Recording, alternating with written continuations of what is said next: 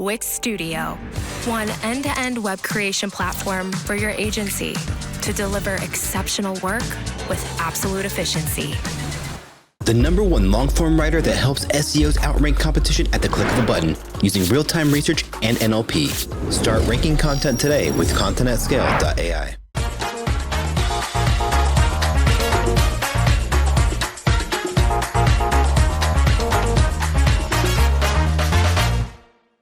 Good morning. How many of you traveling today? Nobody? Okay, cool. Well, we're gonna go on another journey now. So we're gonna take the train and we're gonna see a friend of ours who lives a couple of hours away. A friend of ours who lives a couple of hours away. Did I? Yeah, I think I forgot my words, but anyway, we're gonna see a friend, okay? And we're gonna take the train. So you managed to score a window seat, which is amazing. And then you managed to get coffee, which tastes great. The landscape is great because it's a glorious day, pretty much like today. And everything could be perfect if it wasn't for this annoying neighbor who keeps on talking very loudly on the phone. So anyway, you get a destination on time, and you meet your friend who's already waiting for you. They hug you, and they ask you, so, how was your journey? What are you most likely to report on? Because are you gonna talk about the coffee, the landscape, or are you gonna mention the annoying neighbor?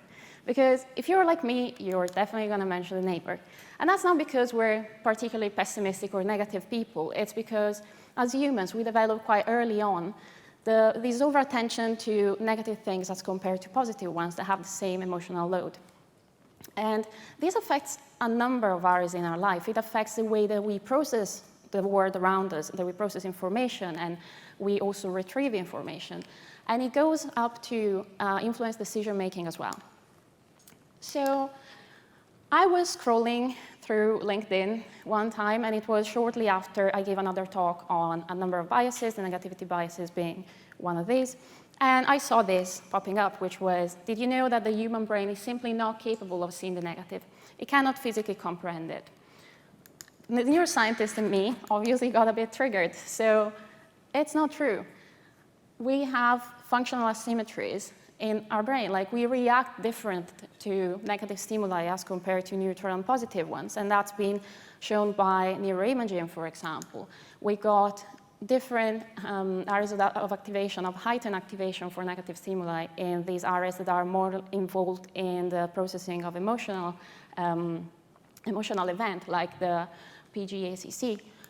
And we show larger late positive potential amplitudes, which is a measure of stimulus significance for negativity rather than positive stimuli. So there's a number of studies that actually confirm that the brain is more than capable of seeing negative.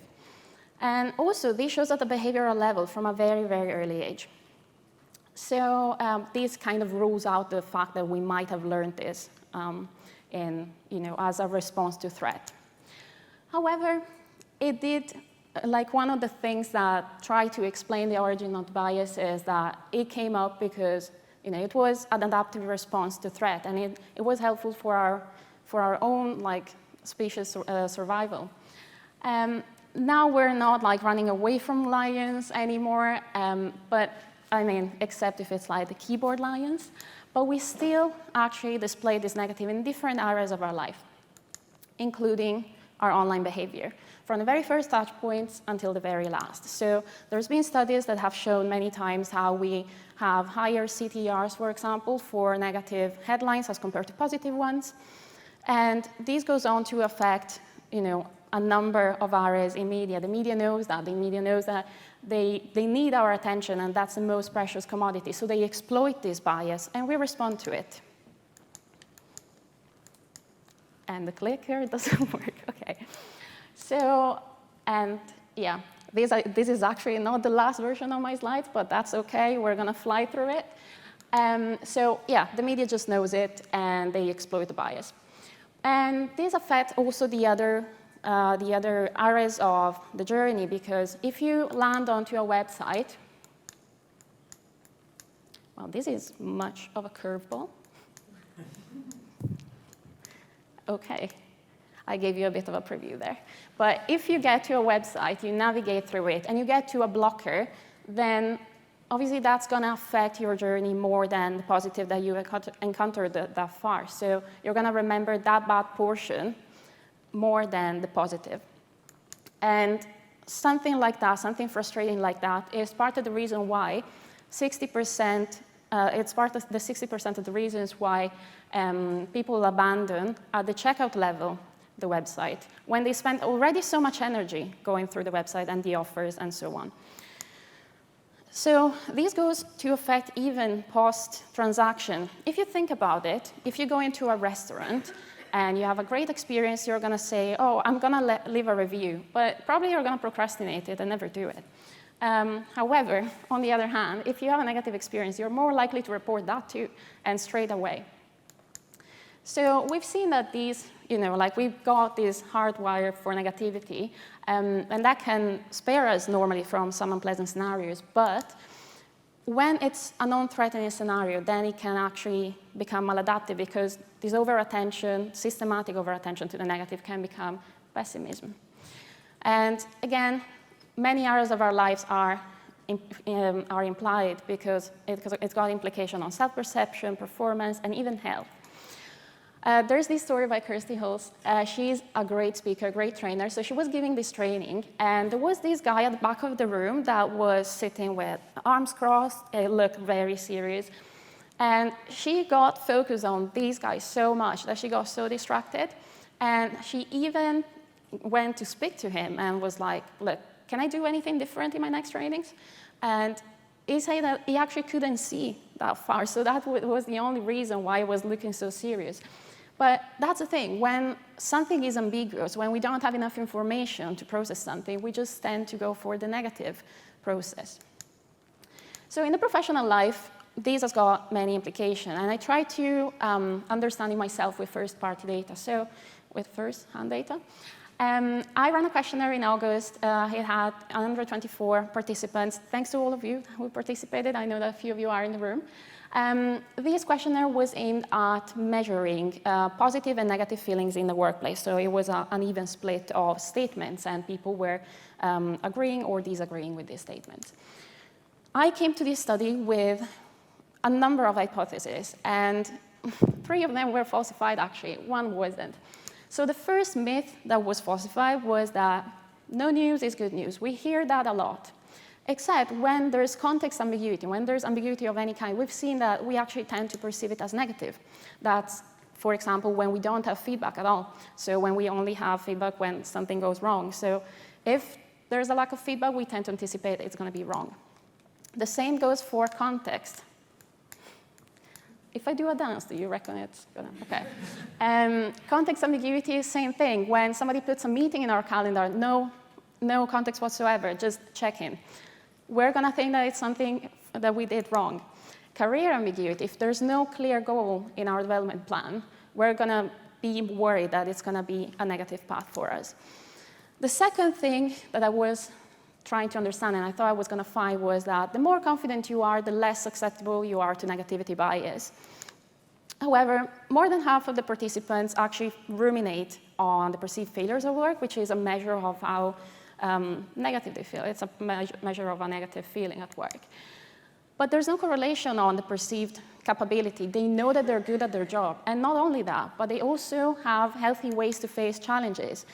They report that they take on feedback as an opportunity to grow. They also say that they see these challenges as temporary hurdles, and so much. So there's no real correlation. The third thing was that the most senior you are, the less you're going to be susceptible to negativity bias again. And that's also because it's supported by neuroscience. Neuroscience says that the more senior in terms of like age you are, the less asymmetries functionally you show.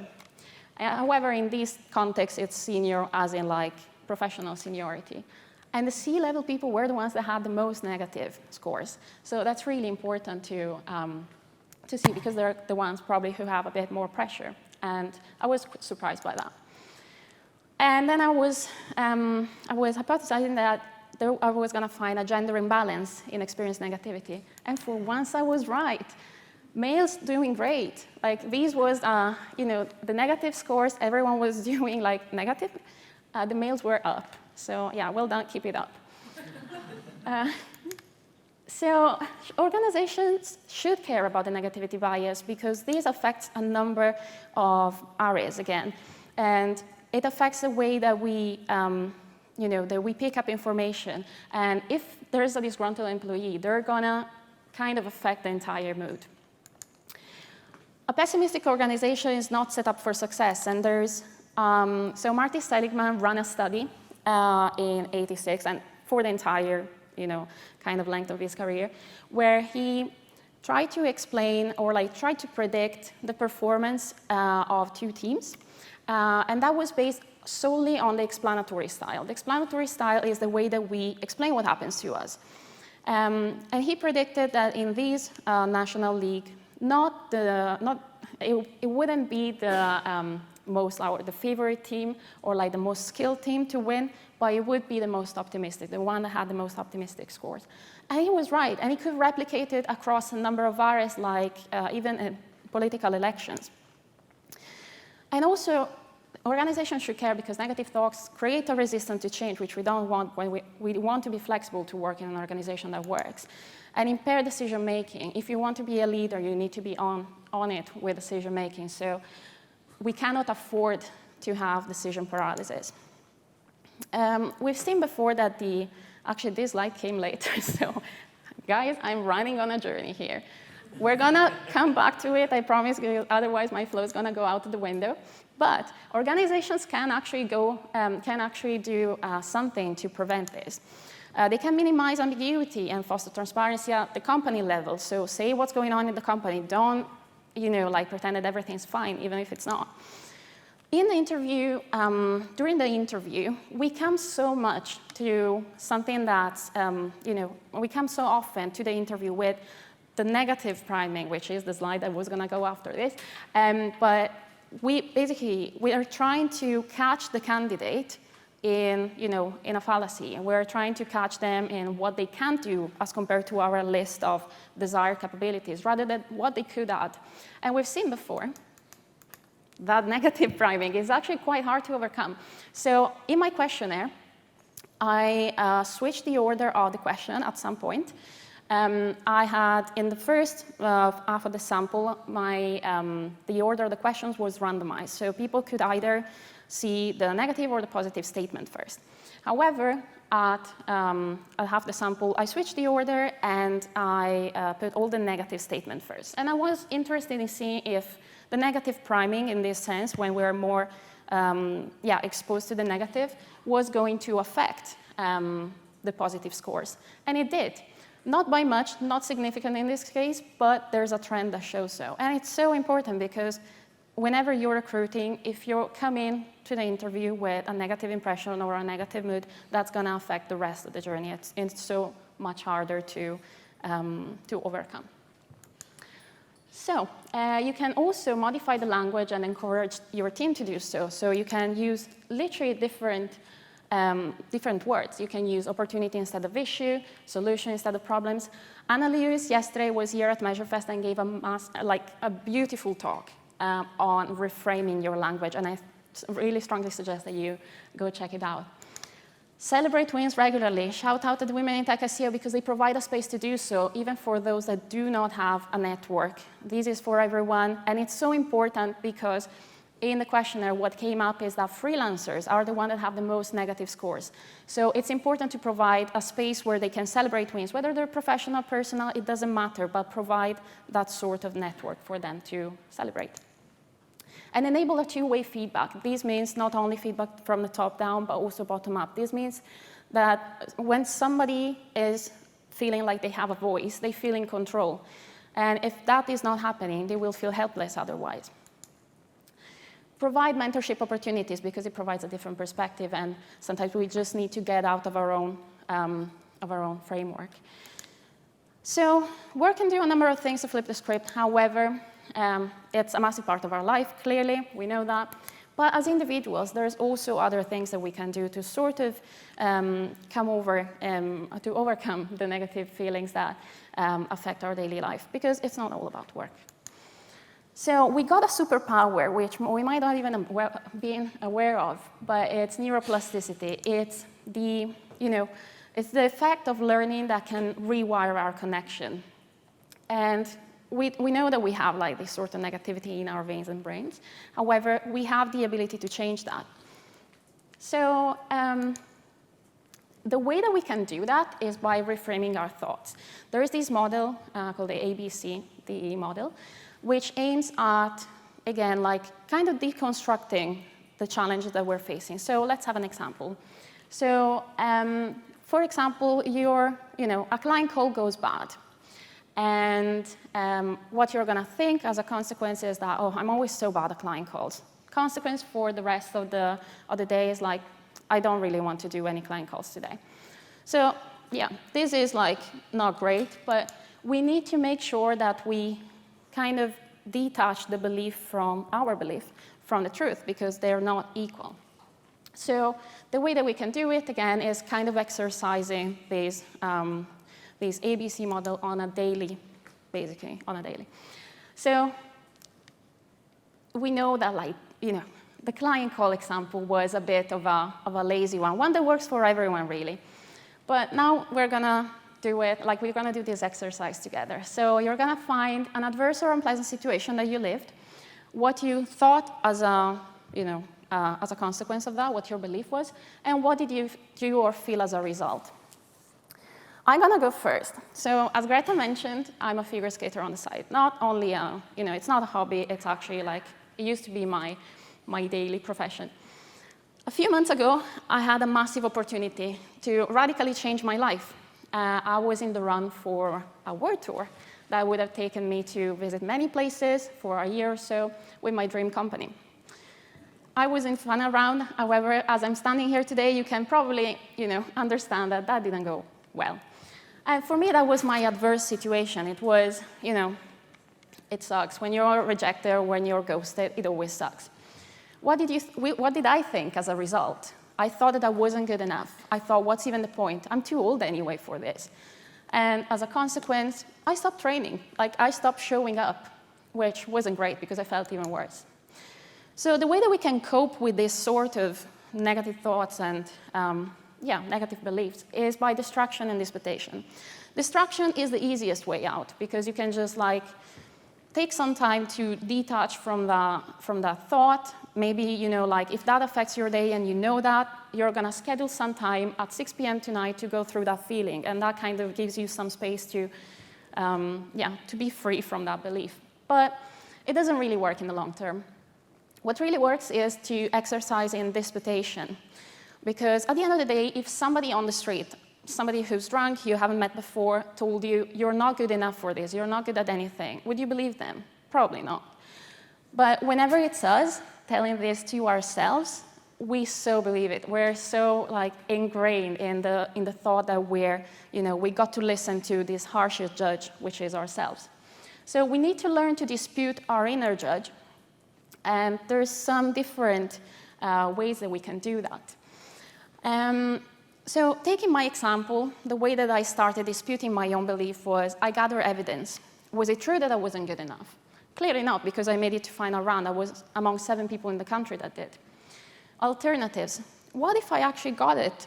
Sure, I might have hated it, actually. What if, I'm placed with people that are half my age and I don't actually enjoy it because I'm a homebody? And implications. What did that belief mean for my daily life? It meant that I stopped training, but it also meant many other things.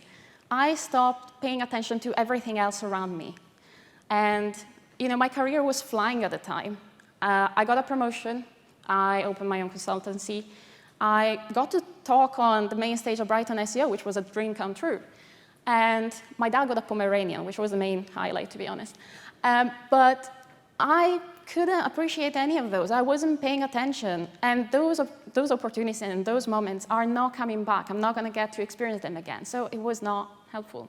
And usefulness. Did that belief serve me right? No, it didn't, clearly.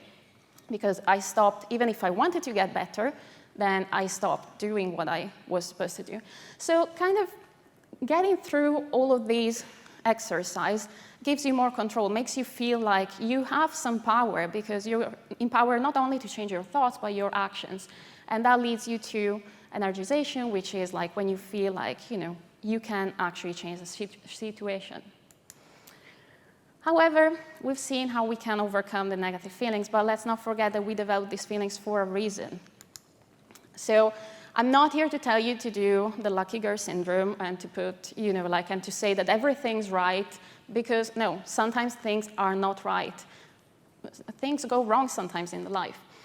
And we're not deciding to ignore the negative. We're deciding to make something about it, to provide healthy ways to respond to challenges.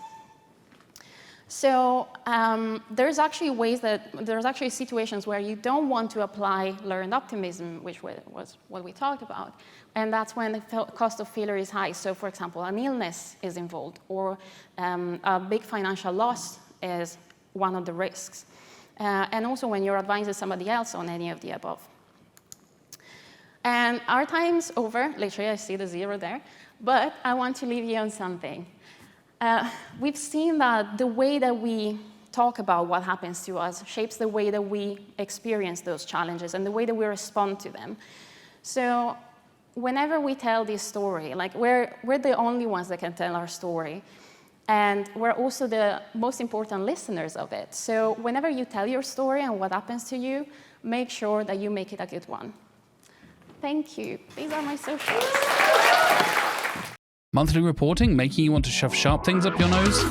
Try Dragon Metrics, the all-in-one SEO software with mind-blowing reporting tools.